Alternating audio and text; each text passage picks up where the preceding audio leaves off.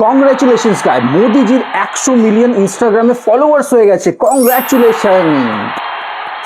मुझे क्रेडिट नहीं चाहिए। এবার তো ক্রেডিট নিতেই হবে মোদিজি। যাই হোক, আমাদের দেশের কন্ডিশন তো আরো ভালো। যেমনি যাই হোক, জলের অবস্থা খুব খারাপ মধ্যপ্রদেশে। তো কি হয়েছে? মোদিজির 100 মিলিয়ন ফলোয়ার্স হয়ে গেছে। শিক্ষার অবস্থা খারাপ, তো কি হয়েছে? মোদিজির 100 মিলিয়ন ফলোয়ার্স হয়েছে। চাকরি নেই, তো কি হয়েছে? মোদিজির 100 মিলিয়ন ফলোয়ার্স হয়েছে। একটা জিনিস খুব ভালো মোদিজির টাইমে যেটা হয়েছে, যেটা আর কি ডেভেলপ করেছে, উন্নতি করেছে, আরেকটা এগিয়ে গেছে, সেটা হচ্ছে ডলার। যেটা 60 টাকা ছিল মোদিজির আসার আগে, ওটা এখন 100 টাকার কাছাকাছি হয়েই এসছে। আর 100 টাকা তো পার করে গেল পেট্রোল। তাহলে কি ডেভেলপমেন্ট হয়েছে।